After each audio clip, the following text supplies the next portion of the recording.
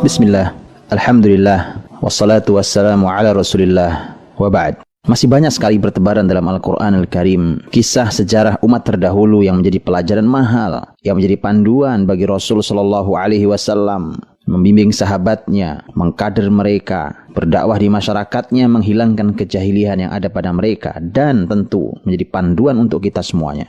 Surat yang disunnahkan untuk dibaca seminggu sekali setidaknya, yaitu malam atau hari Jumat, yaitu surat Al-Kahfi, memuat beberapa kisah. Di antara kisahnya adalah kisah yang akan kita bahas, yaitu kisah tentang dua orang yang berteman, tetapi mereka diberikan Allah Subhanahu wa Ta'ala nasib ekonomi yang berbeda. Allah Subhanahu wa Ta'ala di dalam ayat yang ke-32 dari surat Al-Kahfi dan seterusnya berkisah tentang dua orang ini. Wadrib lahum mathalar rajulaini ja'alna li ahadihima jannatain min a'nab wa hafafnahuma binakhl wa ja'alna bainahuma zar'a. Jadi Allah membuatkan perumpamaan tentang dua orang yang Allah berikan kepada salah satu di antara kedua orang itu dua kebun dari anggur. Kebun anggur ada dua. Kemudian dua kebun anggur itu dikelilingi oleh korma-korma dan dijadikan di antaranya, di antara keduanya ada tanaman-tanaman yang lain. Sungguh sangat luar biasa kita membayangkan. Dua kebun anggur dikelilingi oleh korma, kemudian di antara kedua kebun itu ada tanaman-tanaman yang lain. Tentu ini kebun yang luar biasa. Karenanya Al-Quran mengatakan kiltal jannataini atat ukulaha. Kedua kebunnya menghasilkan buah. Maka menjadi orang yang kaya raya orang ini. Berbeda dengan temannya yang miskin. Tetapi ternyata kekayaannya yang melimpah ruah, yang seharusnya menghasilkan syukur, tapi justru menghasilkan kezaliman. Wa dakhala jannatahu wa huwa zalimun li nafsihi. Dia masuk kebunnya dalam keadaan zalim terhadap dirinya sendiri. Lihat, hati-hati dengan kekayaan ini. Seharusnya kaya di dunia ini, bagi siapapun yang diberikan Allah kenikmatan kaya di dunia, lanjutkan kekayaan ini sampai Anda harus jadi orang kaya di akhirat sana, di surga Allah Subhanahu wa Ta'ala. Jangan hanya kaya di dunia yang sementara kemudian sengsara di akhirat nanti. Ini termasuk orang yang merugi. Ternyata harta menghasilkan kezaliman bagi dirinya sendiri.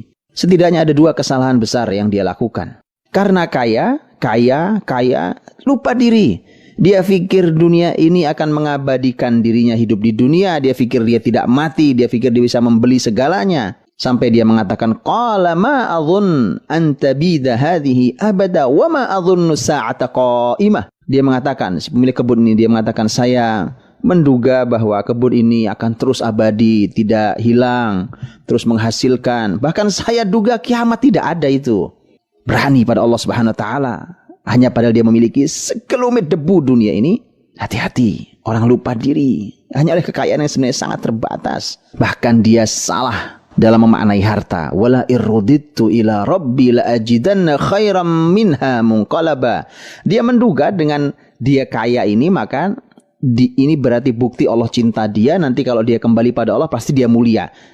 Ini salah tolak ukur. Kemuliaan di sisi Allah bukan karena kekayaan, tetapi dikarenakan siapa yang paling bertakwa.